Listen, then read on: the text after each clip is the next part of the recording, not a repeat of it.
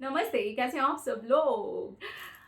इनके पार्टनर ने इनको 1.25 साल के बाद में ऐसे याद किया कि वो खुद ब खुद ही रिश्ता बनाने के लिए आ गए, जो रिश्ता तोड़ करके चले गए थे। जी हाँ, मैं सक्सेस स्टोरी पहले ही पढ़ चुकी हूँ। मैं पढ़ लेती हूँ पहले ही सक्सेस स्टोरी, ताकि मुझे दिक्कत ना हो बाद में पढ़ने में। नाम शेयर करने के लिए इन्होंने भी मना किया है। इन्होंने कहा है कि इतना नाम नहीं शेयर करना चाहती हैं। इन्होंने लिखा है, मेरा 1.25 साल पहले ब्रेकअप हो गया था और मेरे पार्टनर ने मुझसे पूरी तरीके से हर रिश्ता तोड़ दिया था। हर जगह से उन्होंने मुझे ब्लॉक कर दिया था और मुझे भी बोल दिया था कि मैं भी ब्लॉक कर दूं, और अब इस रिश्ते में कुछ भी नहीं रह गया है, हम दोनों को अलग हो जाना चाहिए। उस वक्त तो ऐसा लगा जैसे कोई पहाड़ टूट गया है मेरे ऊपर। लेकिन ठीक है, अगर पार्टनर खुद ही नहीं रहना चाहता और वो स्टैंड ही नहीं लेना चाहता और कुछ भी ऐसी चीज़ें हैं ही नहीं जो रिश्ते में अब बची हों, खुद ही मेरे पार्टनर को मुझसे दूर जाना है, तो ठीक है। मैंने उस ब्रेकअप को एक्सेप्ट किया, जो कि बहुत ज़्यादा पेनफुल था, नहीं हो रहा था। मैं महीनों रोती रही। मैंने अपने पार्टनर को बहुत ट्राई किया कॉल करने का, मैसेज करने का, लेकिन किसी भी चीज़ से बात नहीं बनी, बल्कि और भी ज़्यादा बिगड़ती चली गई। मैंने आपका प्यार से याद करने वाला एक वीडियो देखा था कि अगर किसी को याद ही करना है तो प्यार से करो। बस फिर क्या था, मैंने अपने पार्टनर को प्यार से याद करना शुरू किया, उन सारे मोमेंट्स को याद करना शुरू किया जो हम दोनों के बीच में अच्छे थे। यहाँ तक कि मैं उसे याद करके लिखती भी थी और मैं खुश हो जाती थी। मैं कभी रोई नहीं उस मोमेंट को याद करके। बस मेरे अंदर से खुशी वाली बात निकलती थी और मैं चहकने लगती थी। मेरे घर के लोग भी बोलने लगे थे कि ये क्या हो गया है इसे, ये बिना बात के ही हंसती रहती है। मैं ऐसी हो गई थी जैसे कि सब कुछ वैसा ही है और चल ही रहा है। और इसी बीच में कुछ चीज़ें ऐसी हुई कि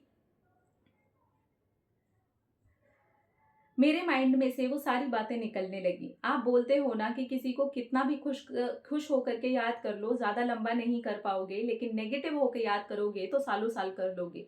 बस मेरे साथ भी वही हुआ। मैं खुश होकर के याद कर रही थी, कुछ टाइम के बाद वो खुश होकर के याद होने वाली बात अपने आप ही मेरे माइंड में से निकल गई। ब्रेकअप को भी इतना टाइम मेरे हो ही चुका था कि अब चीज़ें पहले जैसी नहीं रही थी।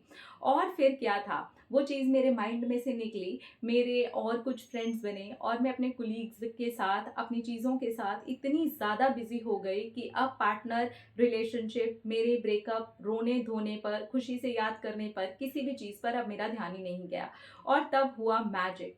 मेरे पार्टनर ने मुझसे खुद कॉन्टैक्ट किया। उन्होंने मुझे इंस्टाग्राम पर पहले मैसेज किया और कहा कि ब्लॉग खोल दो, मुझे तुमसे बात करनी है। मैंने उनका ना मैसेज देखा, ना उन्हें कोई भी रिप्लाई किया। फिर उन्होंने मुझे इंस्टाग्राम पर दोबारा मैसेज किया। कमेंट सेक्शन में भी वो मुझे लिख करके गए कि प्लीज़ मुझे ब्लॉग खोल दो, मैं तुमसे बात करना चाहता हूँ। क्योंकि वो किसी और आईडी से बार बार मुझे मैसेज कर रहे थे और मेरा इंस्टाग्राम प्राइवेट नहीं है, पब्लिक है, तो मुझे कोई भी आकर के कमेंट कर सकता है। उन्होंने अपने ही नाम से दूसरा आईडी बना करके मुझे इंस्टाग्राम पर इस तरीके से मैसेज किए। मैं हैरान हो गई कि मैंने इन्हें हर जगह से ब्लॉक किया है, इन्होंने सिर्फ मुझसे बात करने के लिए इंस्टाग्राम पर अपने आईडी से दूसरा एक आईडी बना करके, जो कि उन्हीं के नाम का है, जिससे कि मैं पहचान सकूं कि मैं उन्हीं से बात कर रही हूं।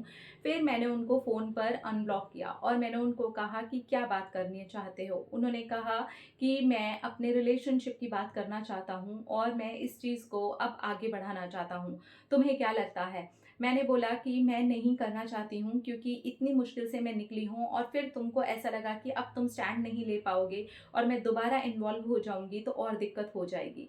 अब मैं निकल चुकी हूँ तो प्लीज़ मुझे निकल जाने दो। उन्होंने कहा मैं स्टैंड लूँगा, 100% लूँगा, अपने घर से तब तक लड़ूंगा जब तक वो मुझसे तुम्हारी शादी नहीं करवा देते। तुम जैसे बोलोगी, जैसे चाहोगी वैसे कर लूँगा, क्योंकि मैं समझ चुका हूँ कि मैं तुम्हारे बिना नहीं रह सकता और ना ही रह पा रहा हूँ। ये होती है प्यार से याद करके छोड़ देने की ताकत। जब तक मैं रोती रही, परेशान रही, उस इंसान ने कभी मुझसे कोई बात नहीं करने की कोशिश की, बल्कि मैं ही ट्राई करती थी। जब मैंने सब बंद कर दिया, प्यार से याद करके छोड़ दिया, तो वो इंसान मेरी लाइफ में वापस आ गया। हाँ, आज हम दोनों एक दूसरे के साथ हैं और बहुत खुश हैं। Thank you. कंग्रेचुलेशंस, आपको बहुत बहुत बहुत मुबारक हो।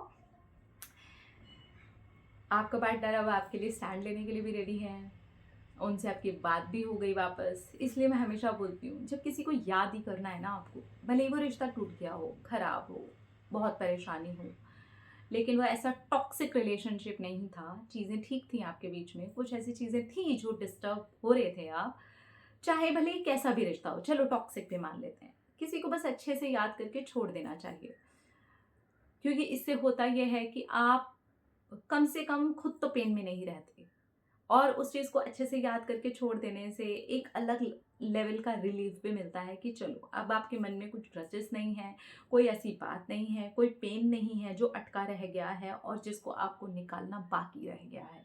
तो अगर ऐसी कोई बात है तो उसे निकालिए, प्यार से याद कीजिए, जिसे आप मैनिफेस्ट कर रहे हैं उससे भी प्यार से याद कीजिए। आप कोई भी टेक्निक कर रहे हैं, आप प्यार से याद कीजिए, आप मीठा मीठा याद कीजिए, आप पॉजिटिव पॉजिटिव याद कीजिए, ऐसे रहिए जैसे कि वो चीज़ अभी भी है, इस वक्त भी है। और आप देखेंगे आप जब इस तरीके से याद करेंगे तो आप जल्दी से जल्दी उस चीज़ को छोड़ पाएंगे, और जैसे ही वो चीज़ छूटेगी वो आपकी लाइफ में उतर करके आ जाएगी। अपना अपना रखिए ख्याल, अपने आप से कीजिए ढेर सारा प्यार, ताकि आप अट्रैक्ट करें ढेर सारा प्यार। I love you all, Tata.